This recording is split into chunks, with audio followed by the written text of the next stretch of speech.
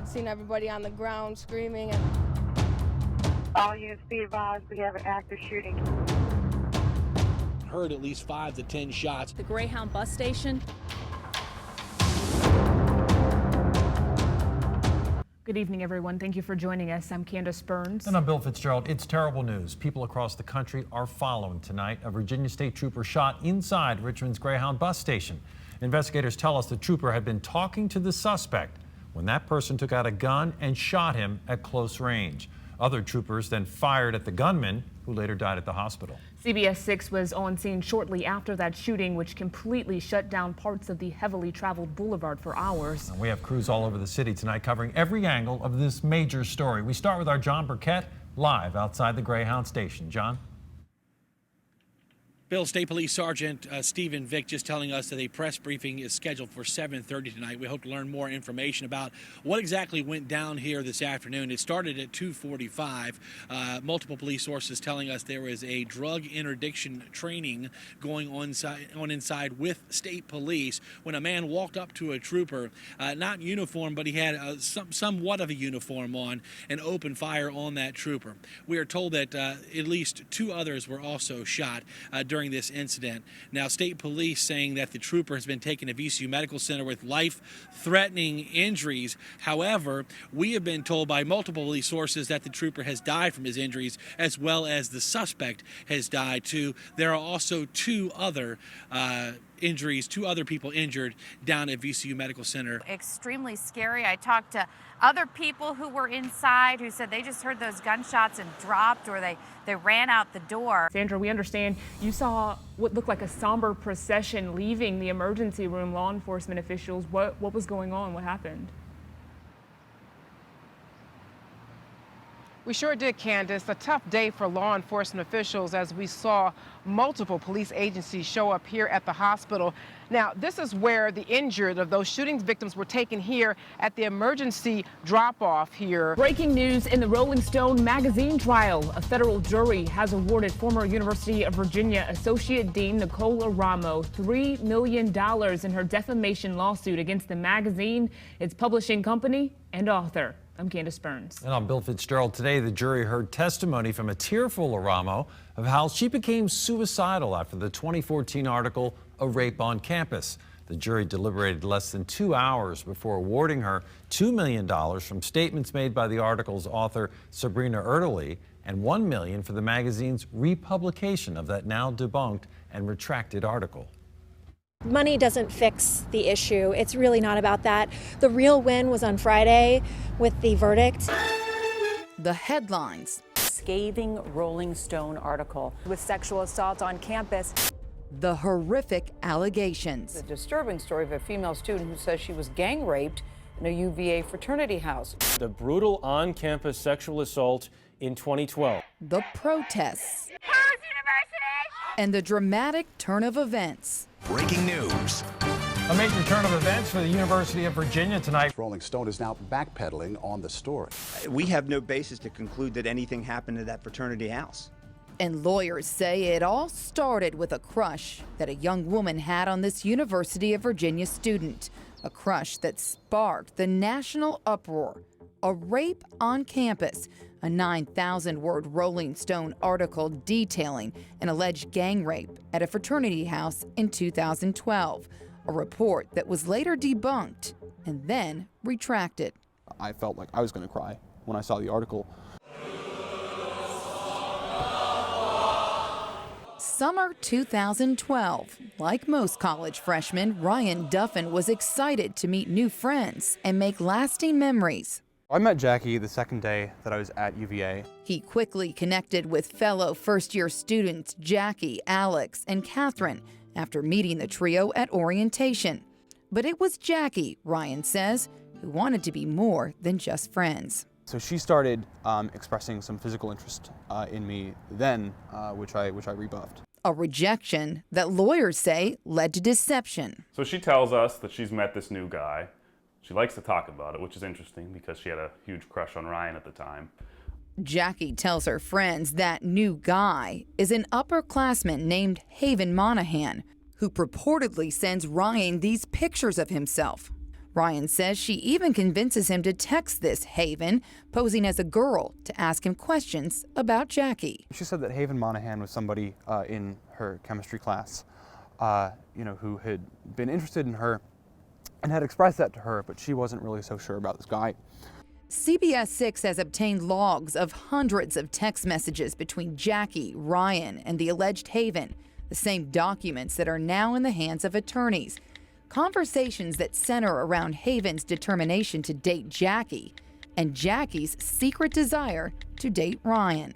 This Haven character would always complain that she's got a crush on some first year, and it was kind of a fishing expedition to see how she felt about Ryan. At the same time, Jackie would tell her friends that she had no interest in Haven.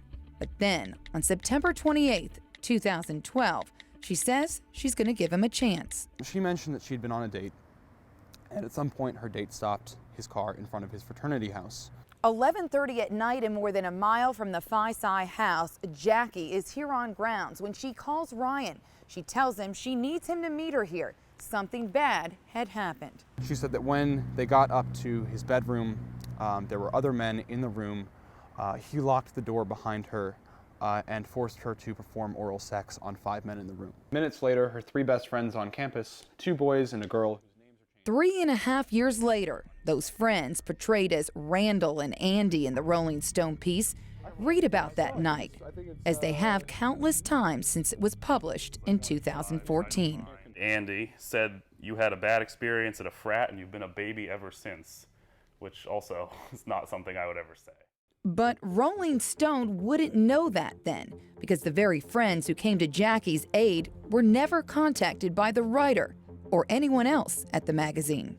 If she was covered in blood when we saw her, we would have gone to the hospital immediately, no question about it. She looked pretty normal. She did get all dolled up. I have no idea for whom, because apparently Drew or Haven or whatever his name was her.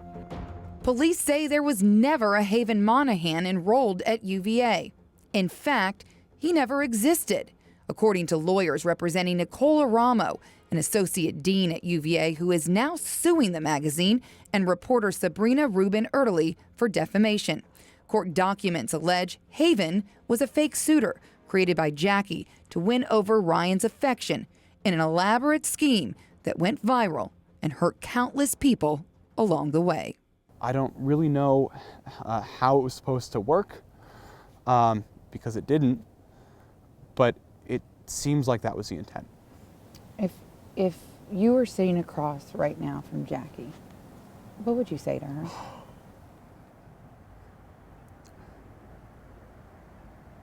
At this point, I really don't know.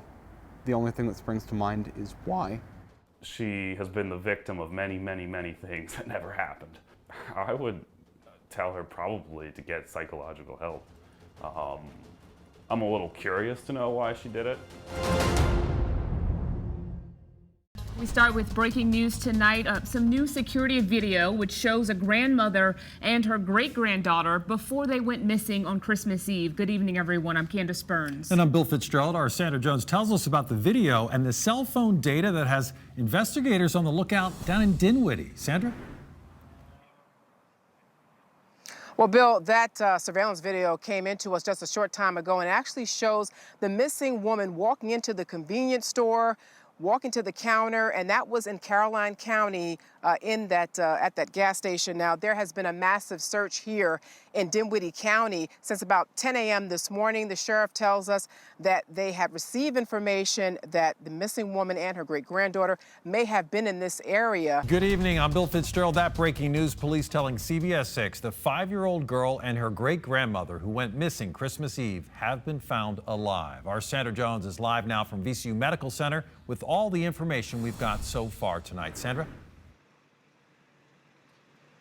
Bill, state police say that Barbara Briley has been med-flighted here at the VCU Medical Center for medical attention at this hour. Now we're told that her great-granddaughter is alert and appears to be unharmed. Now, state police say that it was a property owner in Dinwiddie County who spotted Barbara Briley's silver Toyota RAV4 on his property and contacted police. Now back to that story we mentioned right at the top of the newscast. For the first time, we are actually hearing from the man who found that woman and her great-granddaughter who had been missing for days after traveling through Virginia on Christmas Eve. It's a CBS 6 exclusive. Yeah, and our Sandra Jones spoke exclusively to that man about the life-saving discovery. Sandra, what did he tell you? Robin, Julie, he calls it truly amazing. He says he saw a vehicle parked on the side of the road and thought it was a hunter, but he says he reached for his phone when he saw a person moving on the ground. It's just amazement. More than a mile down this dirt road. I've never seen anything other than a four-wheel drive truck back here. Deep into the woods of Dinwiddie County. The ridge before you go down the hill to the creek, I saw the Toyota and recognized it from the news story. A passerby who declined to show his face tells CBS 6 he was walking his dogs and spotted the vehicle belonging to 71-year-old Barbara Briley. I walked around. I thought that possibly it was a hunter at first. Then I noticed the passenger door was open, and I saw a purse laying on top of a cooler. As the man walked closer to the vehicle, I saw the great-grandmother laying on the ground, probably about 10 yards away. He says he yelled twice before seeing a woman's head move. And then when I yelled the third time, the little girl popped her head up. She had been laying beside her grandmother underneath some covers. The man called 911 and verified the New Jersey tags. He says the woman was disoriented and needed medical attention. When I did walk down there, the great-grandmother was obviously in trouble of some sort. She was moving her hands, but she wasn't speaking. She was making some noises, but not verbal communication. But he says Lamira talked a lot and did not want him to leave. When I told her I had to come up to meet the ambulance and the sheriff because they didn't know where this was, she asked me not to go, and I promised her that I would come back, and it was really sweet. She told me she loved me.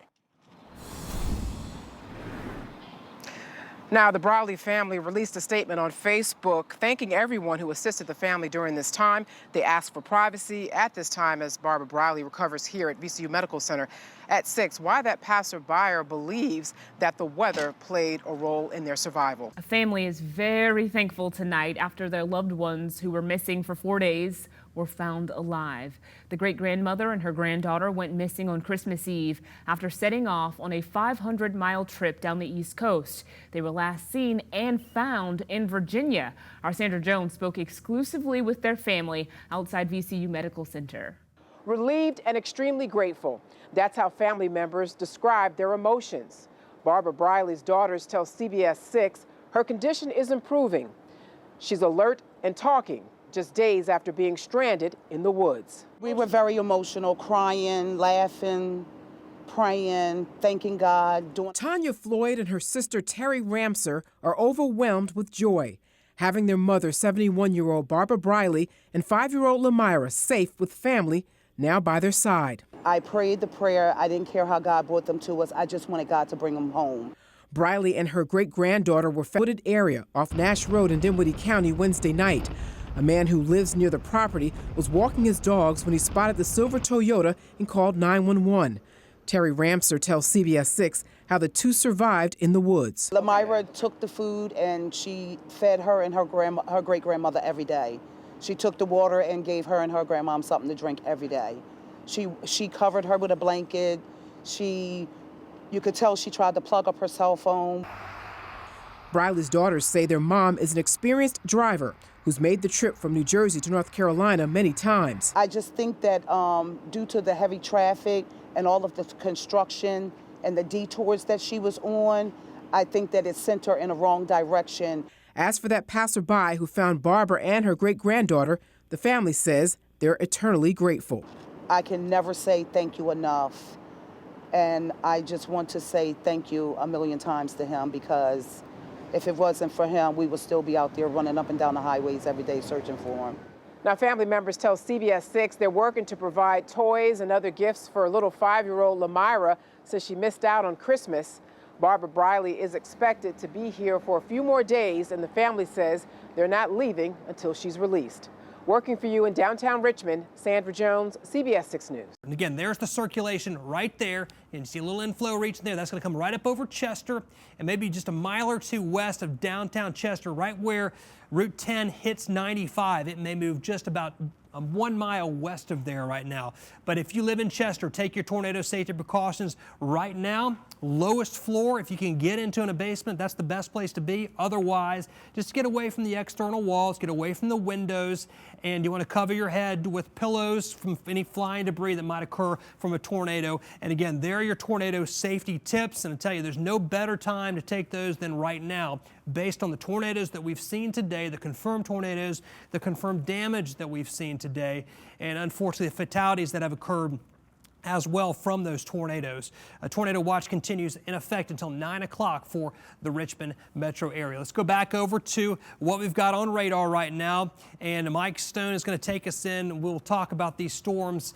The two storms, and really the one that's coming into the metro area is the one that's all concerning. We need to talk about this one that's coming into the metro area. And this is going to be down, again, moving up close to the Chester area. And the circulation with that is very strong. And it continues right here, just a little bit to the south and west of Chester. I'd say 2 miles south and west of Chester. They come right up into Chester and then continue to head north and east toward Varina. So Chester to Varina is going to be center line for this particular tornadic storm. And it's not the only one out there. It's one of about 6 different tornado warnings. You can see the circulation with this progressing over the last couple of radar frames. A little bit more intense about 5-6 minutes ago. Now it's coming right over Chester, heading up toward Varina. Want to check some other storms. Let's go farther south if we can, Mike, and look at the storm that has developed down closer to Emporia. I want to see that storm as well. And look at let's see the intensities here. Okay, so here's Lawrenceville. Looks like the very strong hook signature with this one right over Lawrenceville. A lot of lightning there. And then here was Purdy, north and east of there. Let's check the velocities now. This is going to be south and east of Alberta. And on this particular storm, again, you've got the away and toward Component, so some circulating wind there with that particular storm over Lawrenceville, and that under a tornado watch or tornado warning currently. So Lawrenceville area, one of the tornado warnings. Thanks so much for waking up with us on this extended version of CBS 6 Saturday Morning. I'm Greg McQuain. And I'm Reba Hollingsworth. Thanks for joining us. Well, we are your snow authority this morning. We have team coverage of the conditions outside. Our Wayne Koval, Chessie Warwick, and Antoinette Esser are out in the elements, keeping an eye on the conditions across the area. I'll tell you, I love that show. It looks like the Brady Bunch. I know, right? First, we start with our team of meteorologists, Mike Stone and Nikki D. Ray in the Weather Center, following this storm. Good morning, folks. I know what you're going to say. You're going to mention I'm Alice, aren't you, Greg? You're Even though I'm not in the proper box. I know. That's Hey, what you're going Alice. to mention, right? More like Cindy Brady there, Mike. Are you going to start with Marsha? Who's going first? Okay. Marsha. Well, this is what it looks like outside. We have some light snow falling across the area. The main batch of precipitation from yesterday kind of tapered off a few hours ago, and now we have another little batch forming across the area. We are currently in round 2 on day 2, and it's going to stick around with us. That's why we are dealing with a winter storm warning currently highlighted in the pink, continuing to stay with us throughout today, and we still have a blizzard warning. You know that blizzards need wind gusts in excess of 35 miles per hour, with being sustained at that for 3 hours plus, mean low visibilities. There have been other locations with similar scenarios, but they were not sustained for 3 hours. That is why we're limiting that blizzard warning to locations to our northern extent. Here's what you can expect for today. More snow and cold temperatures. Temperatures will be around 23 by noon. That really is going to pick back up, not only with our winds, but also with that snow. Heading into the evening, things will begin to lessen in the way of snow, but you know what? It's sticking around because temperatures remain below freezing tomorrow morning. We've been watching them go by and they're scraping off the layer of sand, but what we're being told now is when they get out on 64, the plow is coming along, but it's hitting ice. There's a black ice down, they say, and there's ice on top of the snow. So they say this blade is actually bouncing. Normally, it would just come along and slide and push the snow off to the side. But they say right now, with the icy conditions on Interstate 64 here in Louisa, that this blade is bouncing. Millions of people receive long-term care, many of them suffering from debilitating diseases like Alzheimer's or other forms of dementia. For that reason, people seek out nursing homes and assisted living centers that promise the best memory care for their loved ones. But that's not what they always find. A warning, some of what you're about to see is graphic. Our Melissa Hippolyte investigates. You gonna wake up for me, sweetie? Relaxing in her twilight years, Bertha Henfling sleeps a lot. And can't remember much about the last 95 years of her life. She doesn't know what day it is. She doesn't know where she is. Some days she doesn't know who I am. Bertha suffers from dementia. You doing all right today? Causing her to forget the decades she spent as a nurse and the names of her 6 children. That's probably thousands of people that she took care of. And now when she needed to be taken care of, I feel like I let her down. Carol Garbo says she failed her mom when she placed her in a Chesterfield assisted living facility back in February. I was led in by the sales pitch. It sounded great. Brookdale Midlothian's website says it's a leading provider in Alzheimer's and dementia care and provides a secure environment for those with Alzheimer's and dementia. But Garbo says just 12 days after move-in, her mom had to be rushed to the emergency room after tripping and falling while using her walker. You can see the nose is smashed, so is the forehead. The mouth is cut up. Garbo says her mom fell at least 12 times in the 11 weeks she lived at Brookdale. She ended up with black eyes and a huge cut on the head. 5 times ending up in the ER. You're not saying that she's never going to fall, right? No. In a facility. Correct. You understand that she probably will fall. She can, but there are measures that can be put into place to lessen the severity or lessen the frequency. And you don't think that they did that? No, I don't. On top of that, Garbo says when she visited her mom Easter morning, she found her lying in her own urine, completely alone, with no caretakers in sight. Garbo says she repeatedly met with staff at Brookdale, including the executive director, Jeff French, to talk about ways to remedy the issues. They said in the beginning when they assessed her, and I have the assessment papers, they recommended a low-rise bed. They recommended fall mats. They recommended, a few other things. Very early in February, we moved her in. That stuff didn't happen. Finally, Garbo says French told her that she would have to pay for a 24/7 caregiver or her mother would need to be placed at a different community. I thought, really? You folks haven't done anything that you said you were going to do. But now it's up to me to pay for the caregiver instead of you hiring more staff. Garbo contacted the state office for long-term care advocates who tried to help resolve the situation. But she ultimately decided to move her mom to a new assisted living facility. That happened in April. And Garbo says since then, there have been no emergency room visits. It is so much better. It is a night and day difference. These folks really know what they're doing. They spend a lot of time with my mom. They call me on a regular basis with updates. Garbo told CBS 6 she later filed a complaint against Brookdale Midlothian with the Virginia Department of Social Services. And she's not alone. CBS 6 found DSS records that show 8 complaints have been lodged against it since September of 2013. And 59 violations have been found since April of 2012. I would think that the staff really needs a lot more training and a lot more staff. And they really need to start looking at people instead of the bottom line. CBS 6 emailed Jeff French and requested an interview to address Garbo's concerns. We were turned down, but were sent a statement that says Brookdale Midlothian takes the safety of residents very seriously. They provide appropriate training to prevent falls, and even with the most proactive approach to fall management, older adults experience falls in any home-like environment. But we wanted more specific answers, so we went to see French. Can you tell me anything about the quality of care here or your staffing? Do you feel staffing is appropriate here? French was polite, but would only refer us to Brookdale's corporate office. It's been reported up, so the PR team has, communicated what they feel necessary to communicate. One local nursing home did open its doors to us. Hello.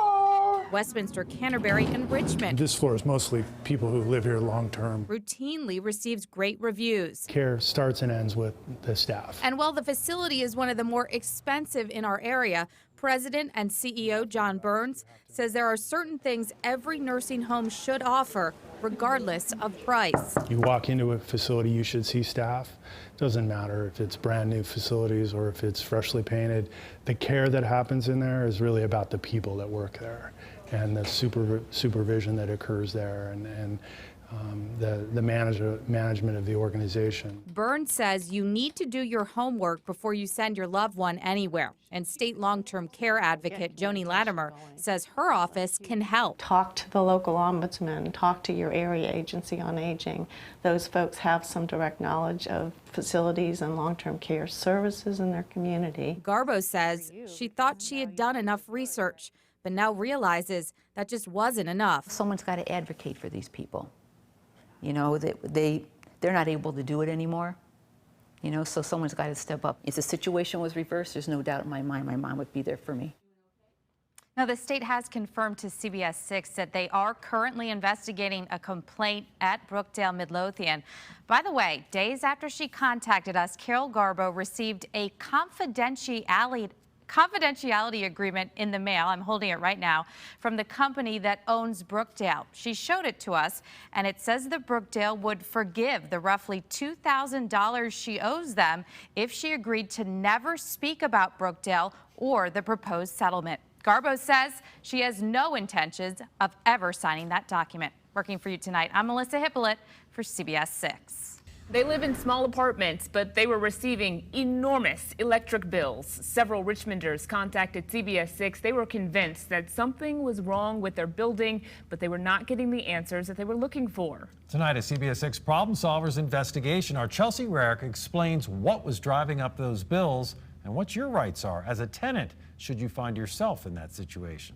Right now, I'm looking at amperage being drawn. For months, Angelica Malara and some of her neighbors have been searching for answers. This is a horrible process for me to go through. Answers from the Gallery at Midtown apartment complex regarding their high electric bills. Myself and Brittany have been going to them since May, probably, and telling them about this and constantly every month following up with them, and they just constantly pointed the finger somewhere else. It would be physically impossible for you to use that much power in this apartment. Malara lives in a 600 square foot, one-bedroom apartment in Richmond's Museum District. And at times, she says her bills have reached nearly $500 a month. She first contacted the CBS 6 Problem Solvers in September. And since our first story aired, we've received several emails from other residents facing similar issues. Also, Malara says her water heater was recently repaired, while Brittany Edwards says hers was completely replaced.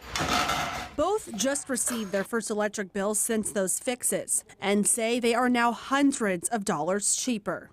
The two say the apartment complex should reimburse them for what they believe were previous overcharges. My savings is pretty wiped out. Edwards estimates she's owed about $1,200. That is a lot of money that has gone down the drain because of faulty equipment on their end. CBS 6 has made repeated requests for an interview with the management of the gallery at Midtown. In prior statements, the complex has said that they had taken steps to look into the issue. They also said that they were encouraging residents to follow up with Dominion, even though the power company has said it's not an issue on their end. After we asked the complex if they plan to reimburse any customers, their attorney sent us a statement saying, quote, "We are diligently working to identify the cause of a handful of high electric bills and are in communication with the residents directly." The statement went on to say that they haven't confirmed an exact cause, but a forensic energy consultant is actively assisting the complex with their investigation. But Edwards tells us she was the one who figured out what she believes was the problem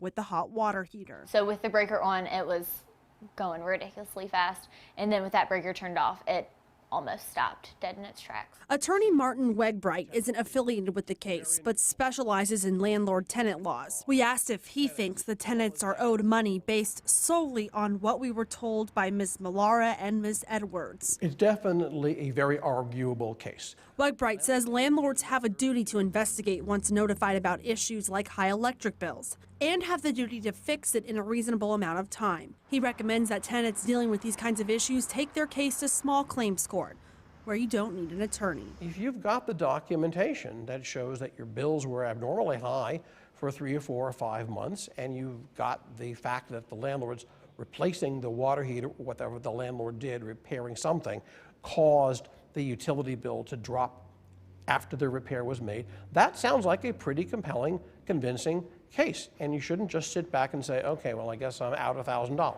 After our interview with Brittany, she spoke with the apartment complex and says they told her they would have an offer for her by the end of the week. However, she says they couldn't tell her how she was going to be repaid for the inconvenience. We'll, of course, continue to follow this story. Working for you, I'm Chelsea Wick for CBS 6 News. This is a CBS 6 special presentation, Heroes Among Us, sponsored by Civitas.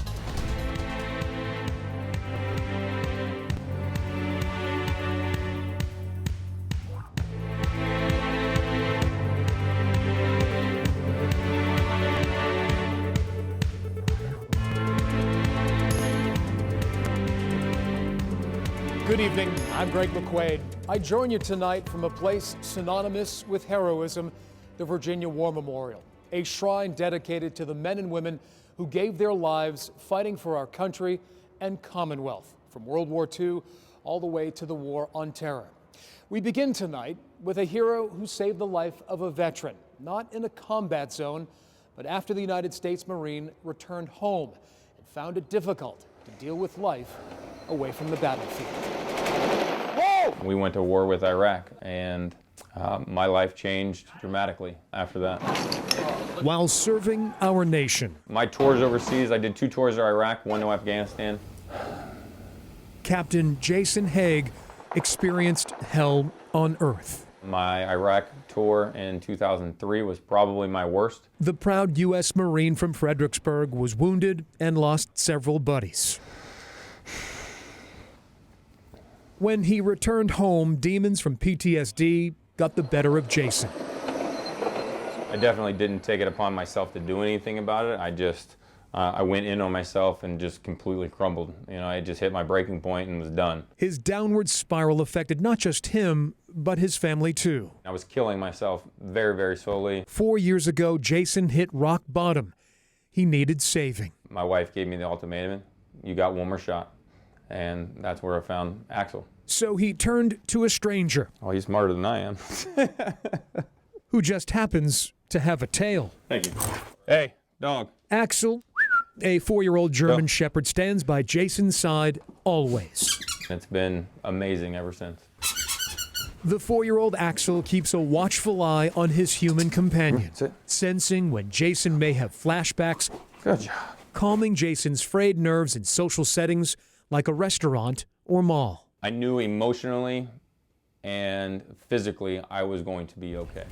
This trained service dog is helping Jason recover day by day. Like his fellow Marines, the devoted Axel has Jason's back. If that doesn't define a hero, I have no idea what the word means. Now, as the National Director of Military Affairs with the American Humane Society, Jason encourages 4 paws for any military man and woman in anguish. It is one of the best things that I can recommend to any veteran that is suffering like I am. Through thick and thin and even some shedding, Axel and Jason are redefining what a best friend truly is. He's a phenomenal animal. I love him to death. Jason tells me he was recently able to go to a convenience store to pick up a couple of items without Axel, something he wasn't able to do before the dog's arrival. CBS 6 crews work day and night to help people during this month of giving, including Nikki D. Ray, who helped a woman get dental work, and Rob Cardwell, who gave a very generous tip to a very hard-working waitress. We're not really here to shoot a story. We're here as part of our CBS 6 month of giving. And your boss, Deanna, said that you've had a bit of a rough year. So we just wanted to bless you with a little bit of a tip here. Oh, thank you. And Thank you. we hope that's enough. Thank you. No way. I feel like I'm dreaming right now. Okay. Thank you guys so much. Thank you. Wow. Oh, wow. I don't even know what to say. I feel like I'm dreaming. I appreciate it. Thank you, guys. So has it been a rough year? A little bit, you know. I hear you're taking on some extra kids and things. Yeah. Yeah, that would really help them too. Yeah? Yeah. Come at a good time for the holidays? Oh my God, I can't breathe right now. Yeah. Well, you got a loving boss and some loving people who care about you. Yeah. So we just wanted to bless you a little bit. Hope Glad this I makes curled your my hair holidays. this Hope it makes your holidays a little better. You look great. Wow, thank you guys. You're welcome. Thank you so much. Thank you. Historic outbreak of tornadoes here in Virginia. It was raining sideways and it was ripping everything up in its path. The church is gone and a lot of people are hurt. Trooper sources telling us at least 3 people are dead in this area. Dramatically devastating. It just rips my heart out for the people that lived here. I mean, they are just really happy to be alive right now. Homes completely demolished, cars flipped over. Devastation, debris is spread for more than a mile. It is a miracle that she is okay. This is CBS 6 News at 11. I'm Candace Burns. We have complete coverage tonight of the aftermath of yesterday's deadly tornado outbreak. Our Bill Fitzgerald is on the ground in Waverly coordinating our coverage tonight. And Bill, it's been a little more than 24 hours since those storms hit. What is it like right now where you're at?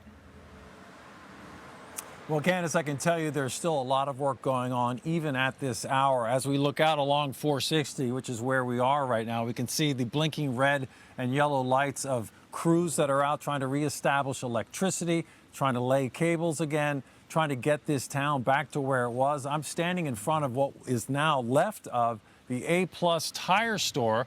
You can see it's pretty much just a mound of twisted sheet metal, really a pile of rubble. And then further back beyond there, several hundred homes on the other side of the railroad tracks that have no power tonight. So those crews are doing work to get them back online. Now, in 2 of the tornadoes we saw yesterday, 4 people, at least 4 people were killed, including 3 right here in Waverly, among them a 2-year-old boy. And our John Burkett had the chance to speak to that boy's mother. We'll get to John in just a moment, but first we want to let you know about the 6 tornadoes that touched down in this state yesterday that have been confirmed so far.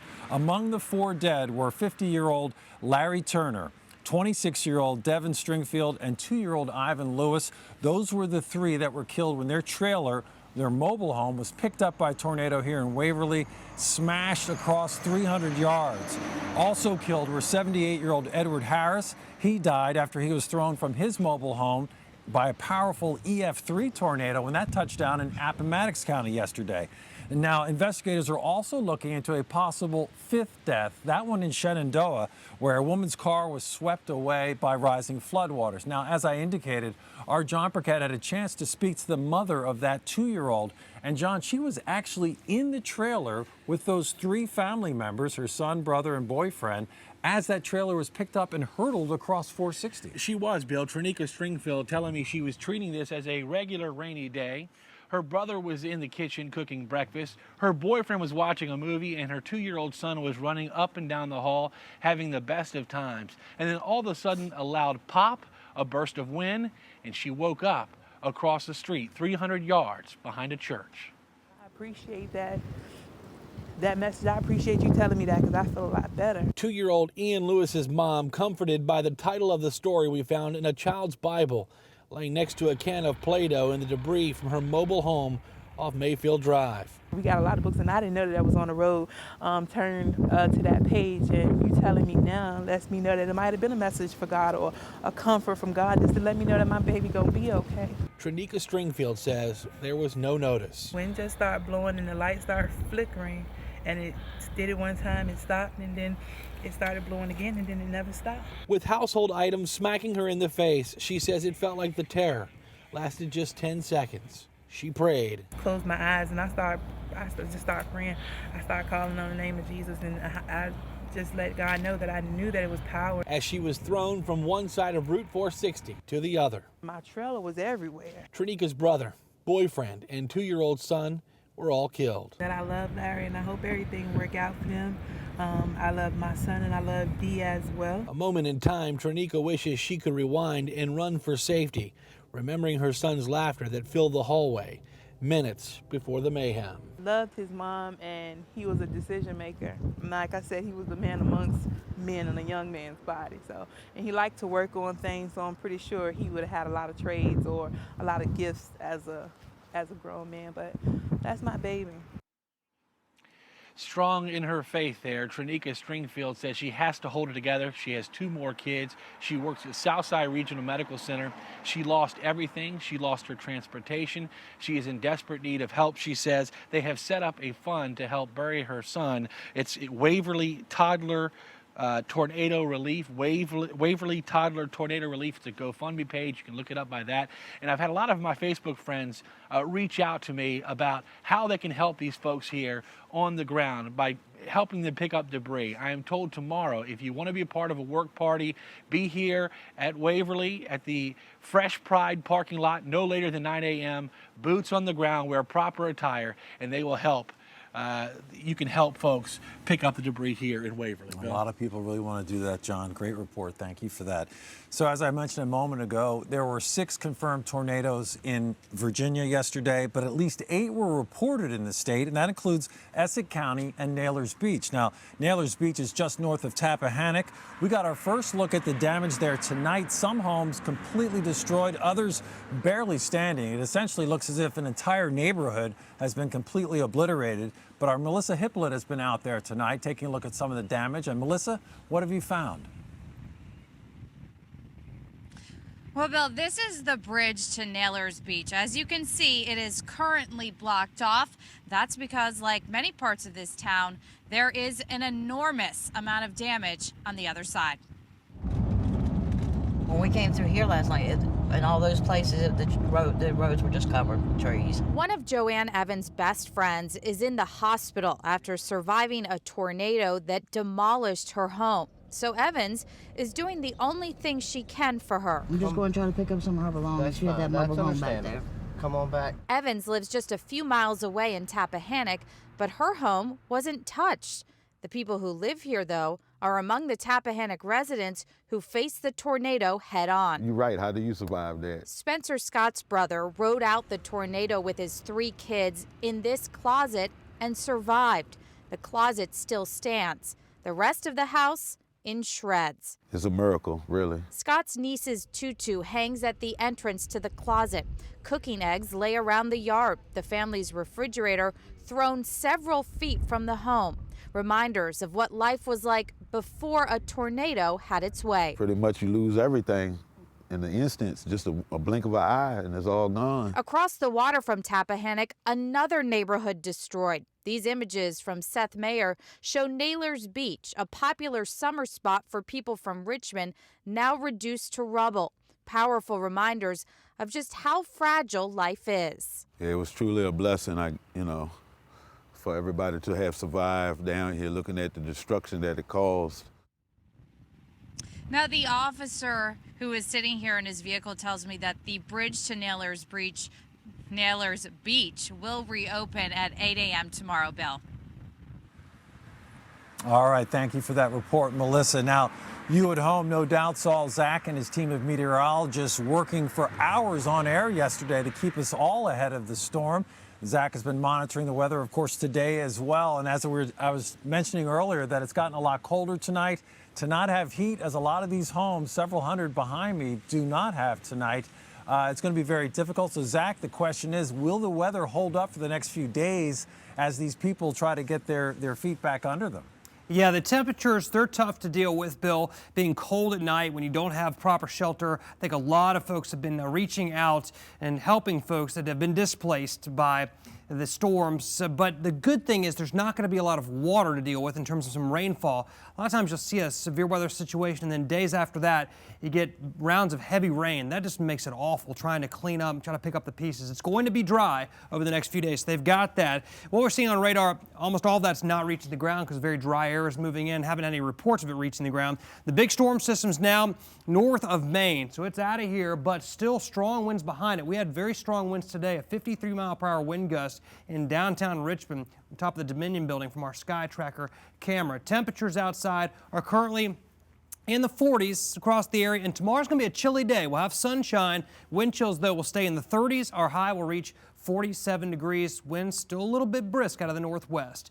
Here's my weather-wise question for tonight. The scale used to estimate tornado wind speeds based on their damage is called A, Richter scale, B, Saffir-Simpson scale, or C, enhanced Fujita scale. Go to my Facebook page, submit your answer now to win 4 tickets to the circus. All right, thank you, Zach, for that. Now, you heard John mention a moment ago that folks are coming to the Family Pride tomorrow to help here in Waverly starting at 9 a.m. with the cleanup. But many of you at home also said, hey, we'd like to pitch in some other way. Well, we can say tonight, thanks to you, victims of disaster relief from the events like we've seen in the last few days here in Virginia will receive some much needed help. CBS 6 News teamed up with the American Red Cross to hold a phone bank to raise money this evening. And we're happy to say we were able to raise more than $10,000. And that does not even count the extra $7,000 that ServPro had offered as a match. If we could raise that much, we did and more. So more than $17,000 has been pledged. And all of us here at CBS 6, thank you so much for all of that help. And of course, it is not too late to donate. If you would like to take part still at this hour, call the Red Cross. That number on your screen is 804-780-2250. And in just a few minutes, I'll be back to show you how another small town is pulling together in the aftermath of this devastation to get themselves back up again. Again, sometimes out of the most terrible events come some joyous, unifying moments. We'll have that story coming up in just a moment. But for now, let's go back to the studio and Candace. Thanks, Bill. We'll see you in a few minutes. As always, you can follow our complete coverage on WTVR.com. Now we turn to a CBS 6 News special report about a plan for the future that some claim will desecrate the past. There's a battle right now over 2 former slave homes on an old plantation. On one side, county leaders who want to move those homes. On the other, descendants of the slaves trying to keep this important land unchanged. Our Sandra Jones reports. Keep us forever in the path, we pray. From the foot of the hills in southwest Virginia, folks gather in unison. Who lived, worked, and died at the now Greenfield Preston Plantation. Amen. What may look like a Black History celebration And is lay here today, Lord. is somewhat of a funeral. Amen. For this group, insisting the county wants to bury a piece of history. This is living history. It doesn't have to die. I've seen a lot of people from the community. Cheryl Sullivan Willis is a descendant of the slaves who worked this land. It's just a dishonor to the life that lived here. Built in the 1700s, Revolutionary War hero Colonel William Preston transformed Greenfield into a plantation from a frontier fort. Preston owned large numbers of slaves in Botetourt County. A shadow of what it was. Richard Moore is a descendant of Colonel Preston. I've visited here with my grandmother when I was a child, and all the buildings were intact, and it was just a very old place. I remember going in the house, and it was smoky, it felt old. It just was the most oldest place I've ever been in. And of course, even then it was 200 years old. Fast forward to 1994, Botetourt's Board of Supervisors acquired the historic Greenfield Plantation, paving the way for new development. There was a lot of public input, there were public meetings, public hearings. As a compromise, county leaders formed a citizen advisory committee hoping to build a history park on the land. But you're talking about 800 acres. Why not just build around that and just leave everything else intact? Right, and that's something we hear a lot, and it was just a very developable, attractive piece of property for commercial development. In October, protesters mounted opposition over the county's plan to move the last standing historic kitchen house and slave quarters and level the hill believed to have unmarked graves. When I first saw that house sitting there, it tore at my heart. The county did an archaeological survey that turned up nothing. A judge denied injunctions to stop the county's plan. The punch in the gut was that it was denied so quickly without a more formal hearing. A lot of times people don't treasure history until the history is gone. They insist the county is destroying history. Is that what the county is trying to do? Well, absolutely not. In fact, the county is trying to do the opposite. You know, one of the things that the county is trying to do is to make it easier for businesses to locate here and to grow here so they can create jobs here so county residents can work where they live. Not according to critics. The past is slipping away, and we should be thankful for what we have and try to work together. But instead of celebrating, they're fighting to keep Black history here in Botetourt County. What they're doing is no different than the way the slaves were treated so many years before. So in death, they have no dignity. Amen. The Friends of Greenfield Preston Plantation say the county has now moved the 2 historic slave cabins to another location. The group raised $40,000 with a goal of $200,000 to buy the land. But they say county leaders refuse to sit down and work out an agreement. I'm Sandra Jones, CBS 6 News. The devastation across Virginia after yesterday's deadly tornadoes is absolutely heartbreaking. But out of such tremendous loss, there's some hope. Next, Mark Holmberg takes us to a small town and shows us how they're coming together after a big crisis. Zach? And storm's over now. We'll take a recap of all the tornadoes and the surveys that were done today, showing you how intense they were. And we'll cover what to expect next week, where winter weather might make another appearance. It's coming up in the News at 11.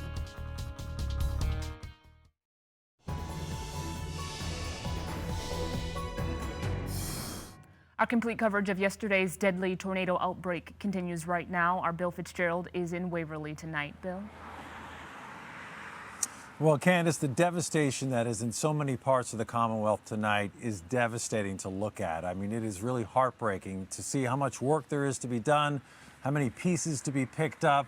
It's easy to feel hopeless. But as our Mark Holmberg found out, there is one such small town that is pulling together tonight to bring out the best in all of them.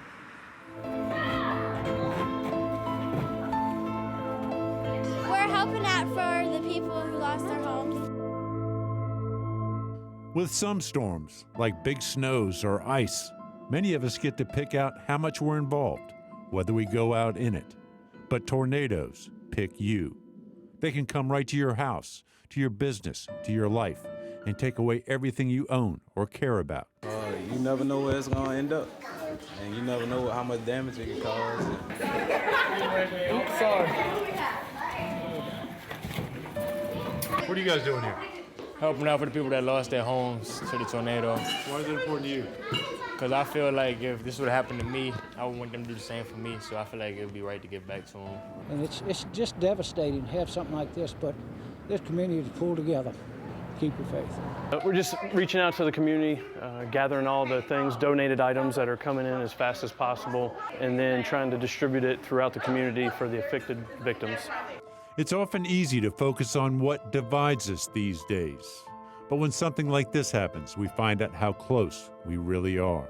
How does it make you feel to see everybody coming in like this? It's amazing. This is what small town America is all about. When people go through tragic events in their life, people come together as a community, and it's just, I'm glad to be from here, and I'm glad to help out. All right, this is what it's all about. Tappahannock, Mark Holmberg, CBS 6 News. Right.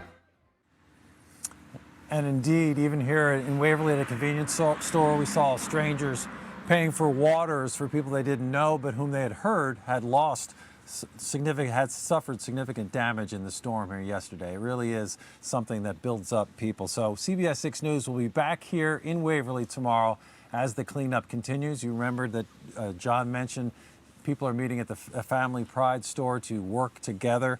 We'll be back here right when you wake up tomorrow morning. So for now, that'll do it for us here in Waverly. Let's send it back to Zach and Candace in the studio. Thank you, Bill. So tough to see those images.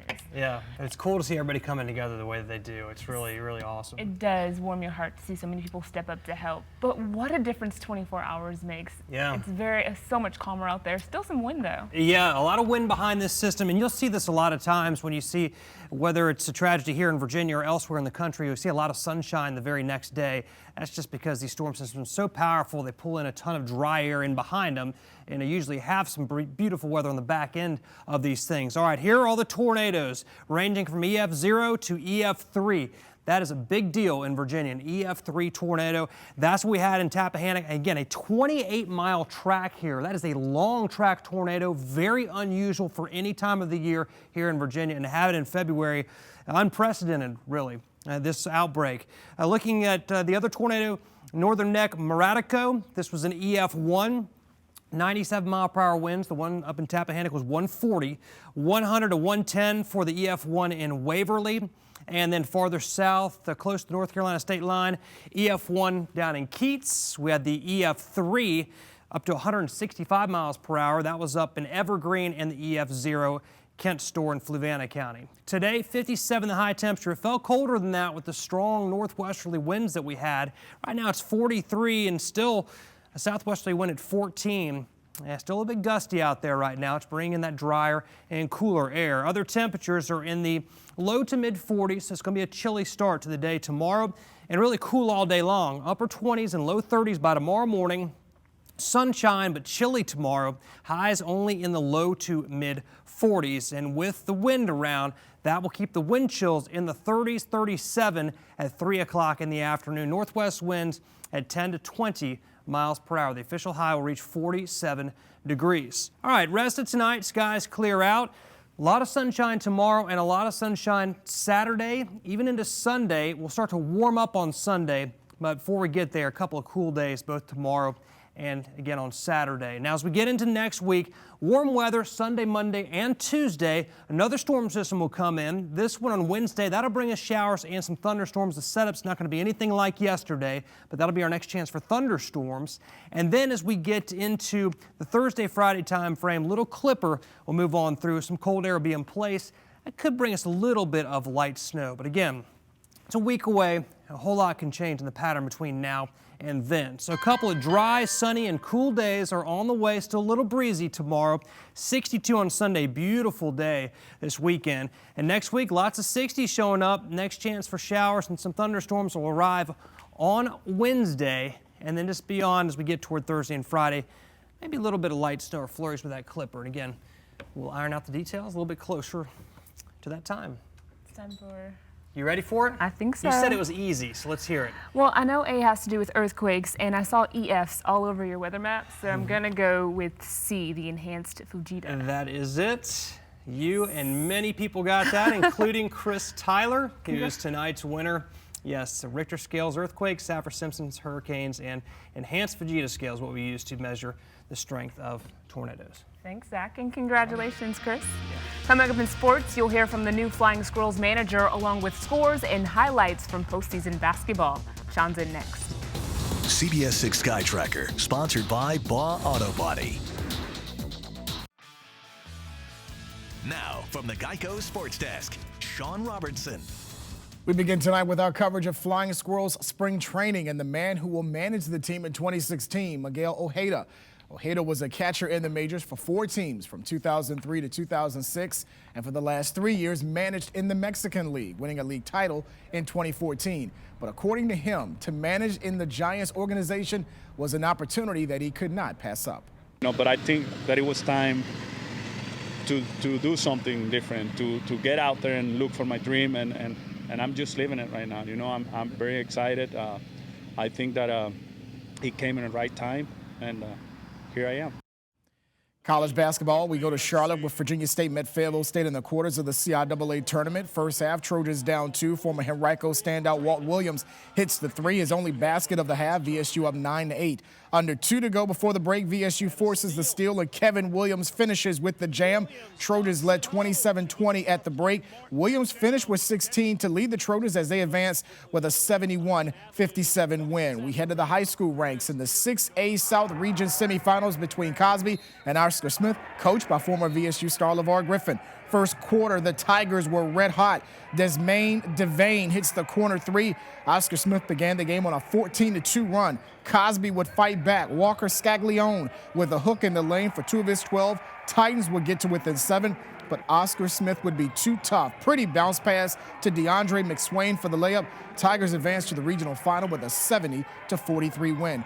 Over on the girls' side, Monacan took on Kings Fork in the 4A East region semifinal. First quarter, Megan Walker back in the Lady Chiefs lineup with a nice jump stop for the basket. Monacan with the early 7-point lead. Later in the quarter, nice look to Abby Oguch for the deuce. Lady Chiefs up by 9. Near the end of the period, Monacan gets the steal, and they will find Jaden Morris for the basket and the bump. Monacan advanced to the final after a 72-54 win. You can go to our website at WTVR.com, click on the sports page for more scores of playoff action around the Commonwealth. More CBS 6 News right after this. We want to thank you all for watching CBS 6 News at 11. We leave you tonight with a look at some of the heartbreaking images that came out of yesterday's tornado outbreak. From all of us here at CBS 6, good night.